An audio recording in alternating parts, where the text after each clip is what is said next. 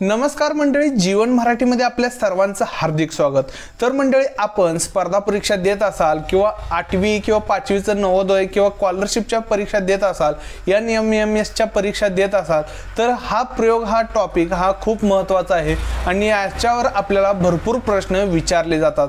तर मंडळी, आज आपण प्रयोग या विषयावर माहिती पाहणार आहोत आणि जीवनमराठी.com या वेबसाईटवर ही माहिती मी अपलोड केली आहे। आपल्याला ही माहिती आपल्या मित्रांसोबत देखील शेअर करू शकता, त्यासाठी इथं टॅब आहेत आणि आम्हाला सोशल मीडियावर फॉलो करू शकता आणि आमच्या यूट्यूब चॅनलला किंवा फेसबुकवर हा व्हिडिओ पाहत असाल तर फेसबुकवर देखील आपण सबस्क्राईब करू शकता, फॉलो करू शकता। तर मंडळी, प्रयोग म्हणजे काय तर वाक्यामध्ये म्हणजे वाक्य असेल आणि त्यामध्ये कर्ता किंवा कर्म आहे, मग त्यामध्ये लिंग आणि वचनाप्रमाणे क्रियापदाच्या रूपाची रचना किंवा योजना बदलते किंवा असते, त्याला प्रयोग असे म्हणतात। म्हणजे काय तर वाक्य कशापासून बनतंय तर कर्ता, कर्म आणि क्रियापद यापासून वाक्य बनतंय। मग कर्ता आणि कर्म जो वाक्य मराठी वाक्यामध्ये पहिल्यांदा दोन जे महत्त्वाचे आहेत ते कर्ता आणि कर्म, मग याच्यावर लिंग आणि वचन। लिंग म्हणजे काय तर स्त्रीलिंगी, पुरुषलिंगी आपण म्हणतो, म्हणजे स्त्री किंवा पुरुष किंवा पुल्लिंग असं म्हणतो त्याला आपण मराठीमध्ये, म्हणजे स्त्री, पुरुष आणि नपुंसकलिंग असं हे तीन आपण लिंग मराठीमध्ये पाहतो। तर वचन म्हणजे काय तर एक वचन आणि अनेक वचन। मग यामध्ये आपण एक वचनामध्ये आपण मी वापरतो, तर अनेक वचनामध्ये आम्ही वापरतो। म्हणजे काय तर एकट्या व्यक्तीबद्दल जर वापरायचं असेल तर मी वापरतो आणि समूहाबद्दल बोलत असेल तर आम्ही, म्हणजे या पद्धतीने तू, तुम्ही, तो, ती, ते आणि त्या किंवा ते, म्हणजे इंग्रजीमध्ये त्याला दे आपण असं म्हणतो। त्याच पद्धतीने मराठीमध्ये देखील आपल्याला व्याकरणामध्ये हे पुरुषलिंगी म्हणजे सर्वनाम आपल्याला पाहायला मिळतात। म्हणजे त्यामध्ये हे एक वचन आणि अनेक वचन असे आहेत। म्हणजे एक जर स्त्री असेल तर एक स्त्री असते आणि अनेक स्त्रिया म्हणजे स्त्रियांचा एकदम ग्रुप असेल तर अनेक स्त्रिया आपण तिथं म्हणतो किंवा स्त्रिया असं म्हणतो।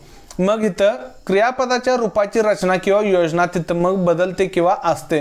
म्हणजे जो क्रियापद वाक्यामध्ये असतो त्याच्या रूपामध्ये जर रचना बदलली किंवा योजना केली जाते त्याला काय म्हणतो आपण प्रयोग असं म्हणतो। चला तर पाहूया आता पुढे आपण काय काय ह्या प्रयोगाची आपल्याला काय काय माहिती इथे पाहता येते। कर्ता आणि क्रियापद हे प्रत्येक वाक्यामध्ये महत्त्वाचे दोन घटक आहेत। बघा, मी मगाशी म्हटल्या पद्धतीनं कर्ता, क्रियापद हे वाक्यामध्ये खूप महत्त्वाचे दोन घटक आहेत आणि काही वेळेला वाक्यामध्ये कर्म येते। म्हणजे काय, एखादं वाक्य पूर्ण करण्यासाठी म्हणजे क्रियापदाबद्दल किंवा कर्त्याबद्दल जर माहिती द्यायचं असेल तर तिथं कर्म येतो। म्हणजे काय, मी आंबा खातो, म्हणजे काय मी हे कर्ता झाला, आंबा हे कर्म झालं आणि खातो हे क्रियापद झालं। म्हणजे काय, मी आंबा खातो, म्हणजे इथं कर्ता, कर्म आणि क्रियापद आपल्याला पाहायला मिळतात। मग असं प्रयोगाचे मुख्य 3 प्रकार आपल्याला पाहायला मिळतात। मग त्यामध्ये प्रयोगाचे आपल्याला प्रकार पाहत असताना कर्तरी प्रयोग, कर्मणी प्रयोग आणि भावे प्रयोग असं 3 प्रकार आपल्याला पाहायला मिळतात। त्यामधील आता आपण पहिल्यांदा कर्तरी प्रयोग याबद्दल माहिती घ्यायचं आहे। तर कर्तरी प्रयोग हे आपण वाक्यातील क्रियापद कर्त्याच्या लिंग आणि वचन आणि पुरुषाप्रमाणे बदलत असते। म्हणजे बघा, कर्तरी प्रयोग ज्यावेळी आपण वाक्यात पाहतो त्यावेळी क्रियापद हे कर्त्याच्या लिंग म्हणजे कर्ता स्त्रीलिंगी आहे का पुल्लिंगी आहे ह्यानुसार क्रियापद बदलत असतं। कर्मावर त्याचा काही परिणाम होत नाही तर क्रियापदावर त्याचा परिणाम होतो। वचन म्हणजे काय, एक वचन अनेक वचन मग सांगितल्या पद्धतीनं आणि पुरुषाप्रमाणे म्हणजे प्रथम पुरुष, द्वितीय पुरुष आणि तृतीय पुरुष असे सर्वनामामध्ये 3 पुरुष आपण पाहिलेले आहेत। शब्दांच्या जातीमध्ये जो सर्वनाम हा घटक आहे त्यामध्ये पुरुष हा एक महत्त्वाचा घटक आहे। प्रथम पुरुषामध्ये मी, आम्ही, द्वितीय पुरुषामध्ये तू, तुम्ही आणि तृतीय पुरुषामध्ये तो, ती, ते आणि इकडं ते, त्या, ती म्हणजे ते म्हणजे दे, म्हणजे सगळ्या ग्रुपबद्दल आपण ज्यावेळी बोलतो त्यावेळी इंग्लिशमध्ये THEY दे वापरतो आणि मराठीमध्ये ते आपण वापरतो। किंवा आता ते अनेक वचनाबद्दल पण आपण दे म्हणजे मराठीमध्ये ते हा शब्द वापरतो। क्रियापद कर्त्याच्या लिंग आणि वचन आणि पुरुषाप्रमाणे कर्तरी प्रयोगमध्ये बदलत असतो। बघा, इथं कर्तरी प्रयोगमध्ये कर्त्याच्या लिंग आणि वचन आणि पुरुषाप्रमाणे बदलत असतो इथं आपण पाहतोय। त्यानंतर आता याचं उदाहरण बघा, तो आंबा खातो। आता इथं आंबा हे कर्म आहे, आंबा हे कर्म आहे। बघा, इथं आंब्यावर काही परिणाम होत नाही तर तो बद्दल काय इथं खातो या क्रियापदावर बदल होत आहे। ती आंबा खाते। आता इथं वरच्या वाक्यात बघा खातो आहे आणि खालच्या वाक्यामध्ये ती इथं स्त्रीलिंगी म्हणजे वाक्य आहे, त्यामुळं क्रियापद आहे ते काय आलेलं आहे खाते असं झालेलं आहे। ते आंबा खातात। आता इथं बघा ते आंबा खातात म्हटल्यावर काय झालं, इथं अनेक वचनाबद्दल किंवा ईट या इंग्रजी शब्दाबद्दल मराठीमध्ये आपण ते वापरतो। ते आंबा खातात म्हणजे आपल्यापेक्षा वयानं मोठे असतील त्यांना आपण ते म्हणतो। मग इथं क्रियापदावर लगेच बदल झालेला आपल्याला पाहायला मिळत आहे। ते आंबा खातात। आता द्वितीय पुरुषामध्ये बघा 2 नंबरच्या पुरुषामध्ये तू तुम्ही जे वाक्य आहे त्यामध्ये इथं पण आपल्याला लगेच फरक जाणवतोय। इथं काय म्हटलेलं आहे, तू आंबा खातोस, तू आंबा खातोस म्हणजे काय झालं, इथं द्वितीय पुरुषातलं एकवचनी वाक्य झालेलं आहे। तुम्ही आंबा खाता किंवा तुम्ही आंबा खाल्ला म्हणजे इथं काय झालं, लगे क्रियापदावर इथं बदल होतोय आपल्या लक्षात येत आहे। म्हणजे कर्तरी प्रयोगामध्ये काय होतोय, कर्त्याप्रमाणे आता हे सगळे कर्ते आहेत आणि या कर्त्याप्रमाणे क्रियापदावर काय होत असते, परिणाम होत असते। आता हे सगळे उदाहरणे इथं आपण पाहिलेले आहेत।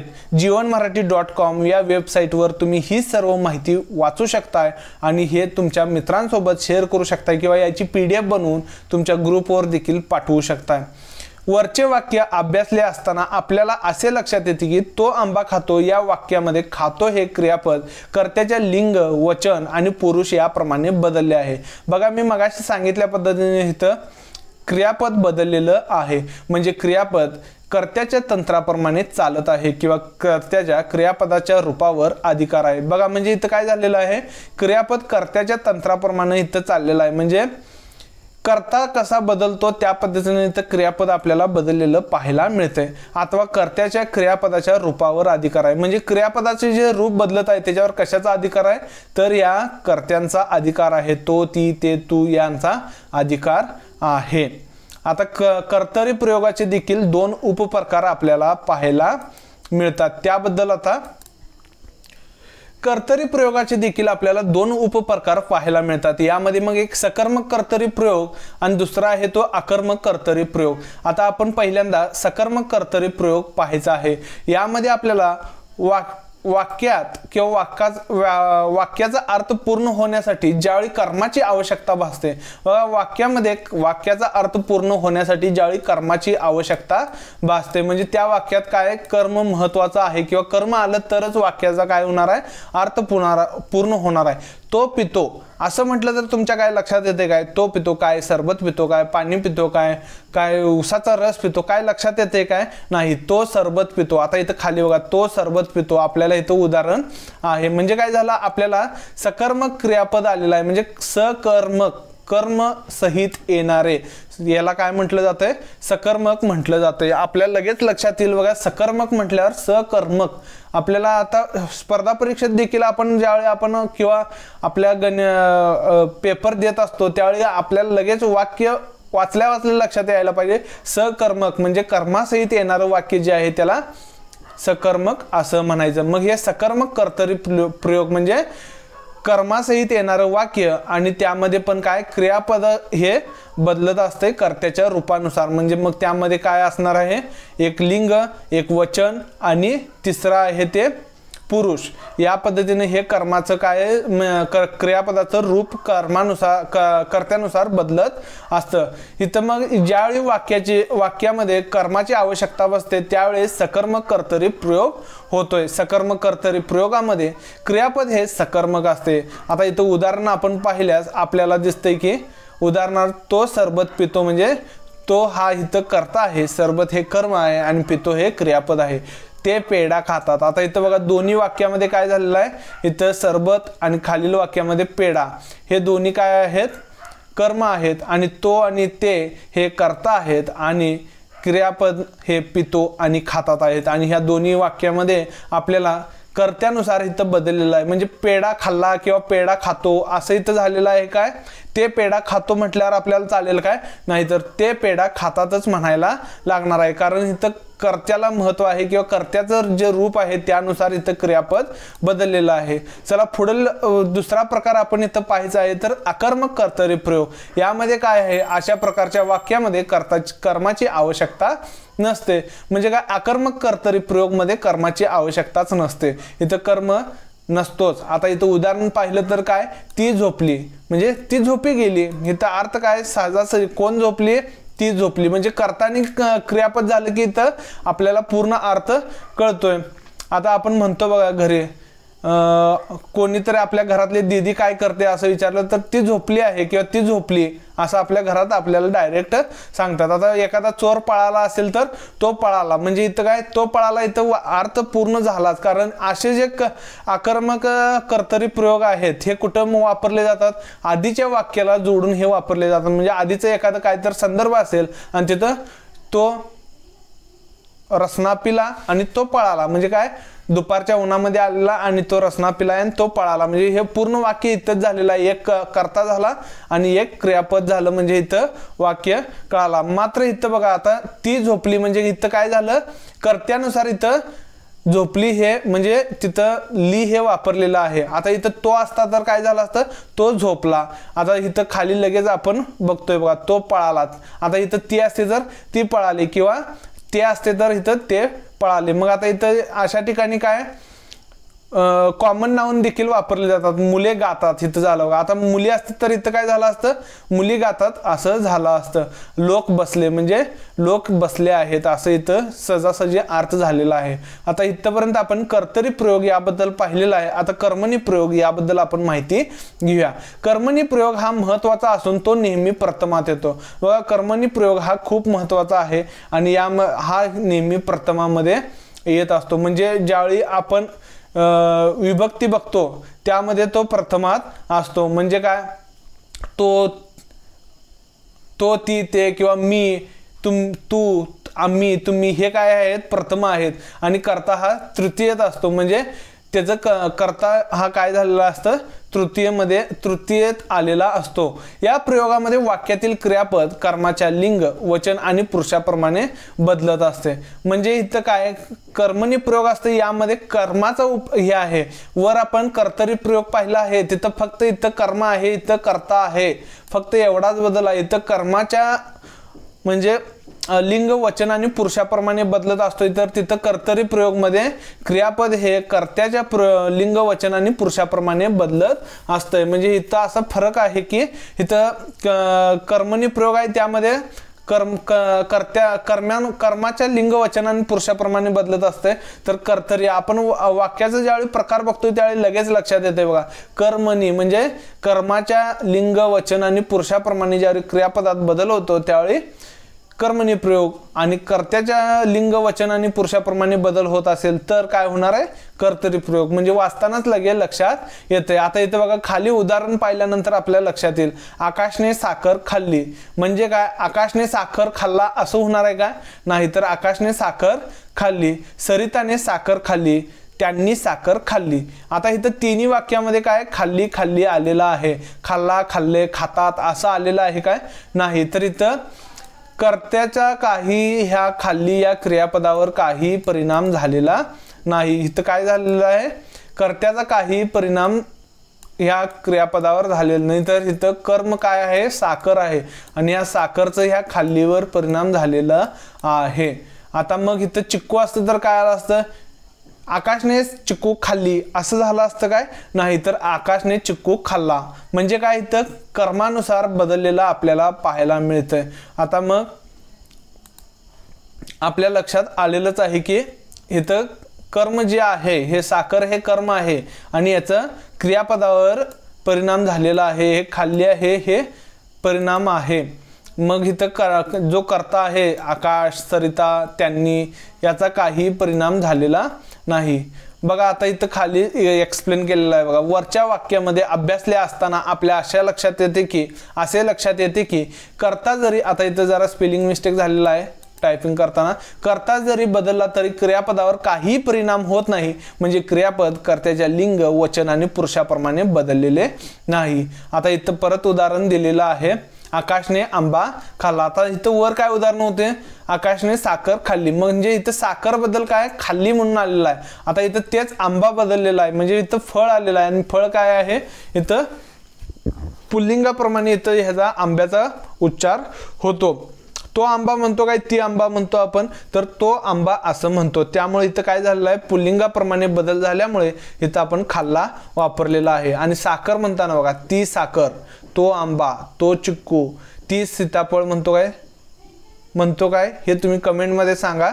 सरिताने आंबा खाल्ला, त्यांनी आंबा खाल्ला. आता वरील उदाहरणामध्ये कर्म बदललं बघा, म्हणजे कर्म बदलले असताना क्रियापदाच्या स्वरूपात किंवा रूपामध्ये लगेच बदल झालेला आहे.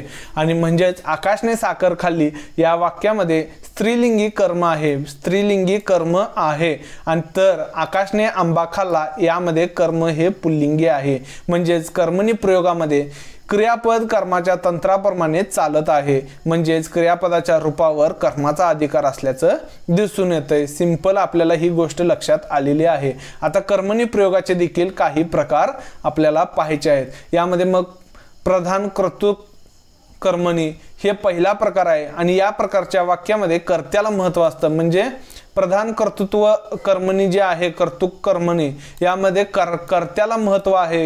इथं म्हटलेलं आहे बघा, कर्तृत्व किंवा कर्तृक असं म्हटलेलं आहे, म्हणजे यामध्ये कर्त्याला महत्त्व आहे. मुलांनी आंबा खाल्ले, मुलांनी आंबे खाल्ले. आता इथं बघा, कर्म जर आंबा आलं तर क्रियापद लगेच बदलतंय बघा, खाल्ला असं होणार आहे. म्हणजे काय, एक वचन अनेक वचन. आंबा म्हणजे काय, एक वचन. आंबे म्हणजे काय, अनेक वचन. म्हणजे वचनाचा परिणाम क्रियापदावर कर्मणी प्रयोगामध्ये झालेला आपल्याला पाहायला मिळत आहे. मग इथं मुलांनी आंबे खाल्ले, म्हणजे इथं कर्त्याला महत्त्व आहे. आणि शक्य कर्मणी पुढचा प्रकार आहे तो शक्य कर्मणी. शक्य कर्मणीमध्ये मुलांना आता टेकडी चढवतो, म्हणजे काय, इथं मुलांना म्हणजे इथं कर्त्याला महत्त्व आहे आणि टेकडी चढवतो, म्हणजे काय, टेकडी त्यांच्याकडनं चढवत म्हणजे चढल्या जात आहे या पद्धतीनं. आता प्राचीन किंवा पुराण कर्मणी प्रयोग जे आहे त्यामध्ये काय असतंय, तर प्राचीन काव्यामधील यामध्ये वाक्य जोडलेली असतात आणि यामध्ये सकर्मक क्रियापदे असून त्याला ज हा धातू प्रत्यय लावलेले असतात. मग यामध्ये उदाहरण पाहायला गेलं तर ब्राह्मणे विद्यार्थ्यास म्हणी जेले, म्हणजे काय, आता ब्राह्मण आहे तो विद्यार्थ्याला काहीतरी म्हटलेलं आहे हे इथं सांगायचं आहे. नले इंद्रासी असे बोली जेले, म्हणजे हे पुराणामधनं घेतलेली वाक्य आहेत किंवा प्राचीन वाक्य आहेत आणि यामध्ये ज हा उच्चार आहे बघा, इथं ज आहे काय, हा उच्चार इथं आपल्याला पाहायला मिळतोय. मग तुम्हाला स्पर्धा परीक्षेमध्ये अशी जर वाक्य आली प्राचीन लगे ओळखतात ज्यामध्ये ज हा धातू प्रत्यय लावलेला आहे. प्रत्यय आणि उपमेय आपल्याला प्रत्यय आणि पहिल्यांदा आपण लावतो त्याला काय म्हणतात ते कमेंटमध्ये सांगा. हे आपण पाहिलेला म्हणजे पाहतोच नेहमी, मराठीमध्ये असेल किंवा इंग्रजीमध्ये त्याला आपण सफिक्स प्रिफिक्स असं म्हणतो, प्रत्यय असं म्हटलं जातं. म्हणजे आता ते प्रथम, त्यामध्ये पण प्रथम प्रत्यय आहे, मग त्यामध्ये ने ए शी असं काय काय आपल्याला पाहायला मिळते. ते देखील मी तुम्हाला या माझ्या वेबसाईटवर टाकतो, त्याची लिंक तुम्हाला एखादा व्हिडिओ बनवून तिथं देखील देतो किंवा ह्या जीवनमराठी.com वर इथं वर सर्च केला तर तुम्हाला तिथं पाहायला मिळेल. आता मग आपल्याला इथं प्राचीन पुराण कर्मणी प्रयोग आपण इथं पाहिलेला आहे. आता समापन कर्मणी म्हणजे काय ते पाहूया. अशा प्रकारचे वाक्य करताना कर्ता हा षष्टी देतो. आता इथं पण स्पेलिंग मिस्टेक आहे, कर्ता असं म्हणायचं आहे मला. अशा प्रकारच्या वाक्यात कर्ता हा षष्टीमध्ये येतो. षष्टी म्हणजे काय, इथं मग विभक्तीचा प्रकार आलेला आहे. म्हणजे मग इंग्लिशमध्ये आपण त्याला मग आईचं काय करतो, मी हे द्वितीयामध्ये वापरलं जातं. आय, मी आणि माय, माईन असं हे षष्टीमध्ये वापरलं जातं. याच पद्धतीनं मराठीमध्ये देखील विभक्ती आहे आणि त्या विभक्तीसाठी आपण हिथं वाक्य करताना काय आहे, कर्मणी वाक्य हे यामध्ये या वाक्यामध्ये कर्ता हा षष्टीमध्ये येत असतो. क्रियापदाचा अर्थ क्रिया समाप्त झाली असा होतो. उदाहरण त्याच्याकडून गोष्ट सांगून झाले, म्हणजे काय, त्यानं गोष्ट सांगितलेलं आहे आणि ते सांगून झालेलं आहे. म्हणजे इथं काय झालेलं आहे, क्रियापदाचा अर्थ आहे तो क्रिया समाप्त झाली असा होत आहे. अर्थ क्रियापदाचा अर्थ इथं लक्षात घ्या, क्रियापद समाप्त झालंय असं नाही, तर क्रियापदाचा अर्थ समाप्त झालाय असा इथं होत आहे। आता इथं झाले म्हणजे काय, भूतकाळी रूप आपल्याला पाहायला मिळते, म्हणजे काळाचा देखील यामध्ये उपयोग करण्यात आलेला आहे। त्याच्याकडून गोष्ट सांगून झाले, त्याचा आंबा खाऊन झाला। आता बघा इथं कशाचा ह्याच्यावर परिणाम व्हायलाय, तर कर्माचा परिणाम व्हायलाय। गोष्ट सांगून झाले म्हणजे काय, एकच गोष्ट आहे आणि ती सांगून झालेली आहे। आणि आंबा, आता आंब्याचा ह्याच्यावर झालावर परिणाम झालेला आहे, म्हणून आंबा खाऊन झाला। तिचे पुस्तक वाचून पूर्ण झाले म्हणजे झाले, झाला या पद्धतीने जे आहे तिथं क्रियापदाचा अर्थ काय, क्रिया पूर्ण झालेली आहे किंवा क्रिया समाप्त झालेली आहे असं इथं होतंय। आता नवीन कर्मणी म्हणजे काय आहे, कर्तकर्मणी प्रयोग असं देखील त्याला म्हटलं, कर्म कर्तरी प्रयोग असं देखील म्हटलं जातं। यामध्ये कर्मणी प्रयोगामध्ये कर्त्याला कडून हे शब्द शब्दयोगी अवयव जोडून इंग्रजी भाषेप्रमाणे रचना करण्यात येते। आता बघा यामध्ये कर्मणी प्रयोगामध्ये कर्त्याला कडून हे जोडलेलं असते, काय, कडून हे प्रत्यय जोडलेलं असते किंवा शब्दयोगी अवयव जोडलेलं असतं। हे शब्दयोगी अवयव किंवा अव्यय हे शब्दांच्या जाती यामधील एक प्रकार आहे आणि त्यामध्ये कडून यासारखे आपण प्रत्यय लावत असतो आणि हे इंग्रजी भाषेप्रमाणे यामध्ये रचना करण्यात आलेली आहे। उदाहरण बघायला गेलं तर रामाकडून रावण मारला गेला, शिपायांकडून चोर पकडला गेला, राशन दुकानदाराकडून दिले गेले। अशा पद्धतीने म्हणजे काय, आता आपण बघा बाजारात जाऊन काहीतरी खरेदी करतो म्हणजे त्या दुकानदाराकडनं आपल्याला मिळालेलं आहे असं तिथं अर्थ होतोय। म्हणजे इथं कडून हे शब्द जोडला असते, तिथं काय झालेलं असतंय, नवीन कर्मणी प्रयोग झालेला असतो किंवा नवीन कर्मणी किंवा कर्म कर्तरी प्रयोग झालेला असतोय। आता भावे प्रयोग हा शेवटचा प्रकार आपल्याला बघायचा आहे, जो प्रयोग मधील महत्वाचा प्रकार आहे शेवटचा। भावे प्रयोगामध्ये कर्ता किंवा कर्म हे गौण असते। बघा भावे प्रयोगामध्ये कर्ता किंवा कर्म हे काय असते, गौण असते। तर क्रियापद हे स्वतंत्र तृतीय पुरुषिक नपुंसकलिंगी आणि एक वचनी असते। बघा भावे प्रयोगामध्ये काय आहे, कर्ता किंवा कर्म आहे ते गौण आहे आणि क्रियापद हे स्वतंत्र तृतीय पुरुषी नपुंसकलिंगी आणि एक वचनी असते। म्हणजे काय, नपुंसकलिंगी म्हणजे ते यासारखे शब्द आहेत, एक वचनी म्हणजे एकाच, म्हणजे आपण ज्यावेळी तो ती ते म्हणतो त्यामधलं ते हा शब्द तिथं वापरलेला असतोय आणि स्वतंत्र तृतीय पुरुषी म्हणजे तो ती ते यामधलं ते हा शब्द आहे, हा भावे प्रयोगामध्ये आपण वापरलेलं पाहतो। भावे प्रयोगामध्ये कर्त्याला तृतीयाचा तर कर्माला चतुर्थी किंवा तृतीयाचा प्रत्यय लागतो। आता हे प्रत्यय मधलं आहे ते पण तुम्हाला मगाशी सांगितल्या पद्धतीने व्हिडिओ करून टाकेन। म्हणजेच अशा प्रयोगाच्या वाक्यातील क्रियापदाचे रूप हे कर्त्याचे किंवा कर्माच्या लिंग किंवा वचन किंवा पुरुषाप्रमाणे बदलत नाही। म्हणजे जे असे प्रयोग असतात त्या वाक्यातील क्रियापदाचे रूप हे कर्त्याचे किंवा कर्माच्या किंवा बघा आता पहिल्यांदा काय बघितलं आपण, कर्तरी बघितलं, त्यामध्ये कर्त्याचा लिंग वचन आणि पुरुषाप्रमाणे तिथलं काय आहे, क्रियापद बदललेलं आहे।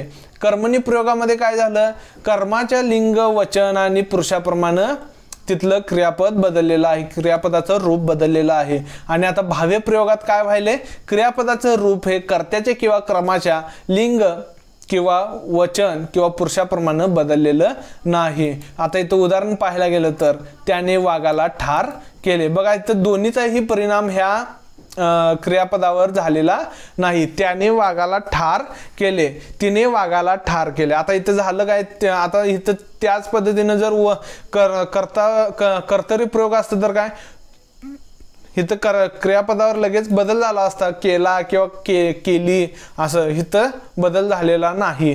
तिने वाघाला ठार केले। बघा तिन्ही वाक्यामध्ये आपल्याला केले केले केले हेच पाहायला मिळते, त्यांनी वाघाला ठार केले। वरच्या वाक्यामध्ये कर्त्याच्या लिंगामध्ये बदल झाला आहे तरी देखील क्रियापदावर कोणताही परिणाम झाला नसून ते तृतीय पुरुषी नपुंसकलिंगी आणि एकवचनीच राहिलेले आहे। बघा वरच्या वाक्यामध्ये आपल्याला कर्त्याच्या लिंगामध्ये बदल झालेला पाहायला मिळतोय तरी देखील क्रियापदावर कोणताही बदल झालेला नाही, त्यामुळे ते तृतीय पुरुषी नपुंसकलिंगी आणि एकवचनीच हे वाक्य राहिलेले आहे।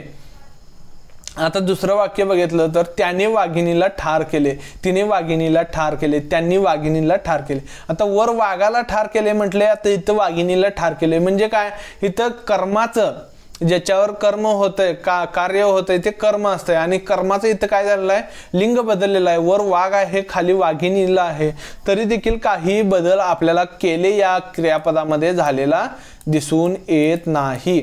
आपण आता इथपर्यंत आपण भाव्य प्रयोग पाहिलेला आहे. त्यासाठी आपल्या व्हिडिओला लाईक करा आणि हा व्हिडिओ नक्की शेअर करा आपल्या मित्रांसोबत जे स्पर्धा परीक्षा करत आहेत किंवा TITची एक्झाम देत आहेत किंवा कुठल्याही भरती प्रक्रियेत आहेत किंवा स्कॉलरशिपसाठी ते ट्राय करत आहेत. वरच्या वाक्यामध्ये कर्ता आणि कर्म या दोन्हीच्या लिंगामध्ये बदल झालेला आहे, तरी देखील क्रियापदावर कोणताही परिणाम झालेला नाही. आता हे दोन उदाहरणं आहेत, त्याने वाघाला ठार केले, त्याने वाघिणीला ठार केले. इथं आता बघा काय झालेलं आहे, वाघिणीला म्हटलं तर काय आणि वाघाला म्हटलं तर काय, केले या क्रियापदावर काय परिणाम झालाय काय, नाही. म्हणजेच काय, भाव्य प्रयोगामध्ये कर्ता किंवा कर्माचा क्रियापदावर कोणताच परिणाम आपल्याला पाहायला मिळत नाही. मग आता यामध्ये देखील प्रकार आहेत. त्यामध्ये मग सकर्मक भाव्य प्रयोग म्हणून आहे, म्हणजे कर्मासहित येणारं भाव्य प्रयोग. यामध्ये सकर्मक भाव्य प्रयोगामध्ये क्रियापद सकर्म असते. उदाहरण कृष्णाने कंसास ठार मारले. बघा आता इथं उदाहरण पाहिलं तर कृष्णाने कंसास ठार मारले म्हणजे हे काय, कर्मासहित आलेलं वाक्य आहे. कुणावर परिणाम झालेला आहे, कंसावर परिणाम झालेला आहे आणि ठार मारलेलं कृष्णाने मारलेलं आहे. कृष्णा हे काय झालं, इथं कर्ता झालेला आहे, कंस हे कर्म झालेला आहे, ठार मारले हे क्रियापद झालेलं आहे. आणि हे क्रियापद म्हणजे आता इथं कंसाला इतर कुठल्या जरी स्त्रीनं जरी मारले असतील तरी मारले हेच राहणार आहे. म्हणजे काय, त्याने कंसास ठार मारले, तिने कंसास ठार मारले, त्यांनी कंसास ठार मारले. इथं काय झालं, तिन्ही ह्याच्यात क्रियापदात काय बदल झालेला आहे काय, नाही. म्हणजे हे काय झालेलं आहे, सकर्मक भाव्य प्रयोग झालेला आहे आणि यामध्ये क्रियापदावर कोणताही कर्त्याचा किंवा कर्माचा बदल फरक झालेला नाही आणि त्यामुळे रूप बदललेलं नाही. आता आकर्मक भाव्य प्रयोग हा देखील एक प्रकार आहे.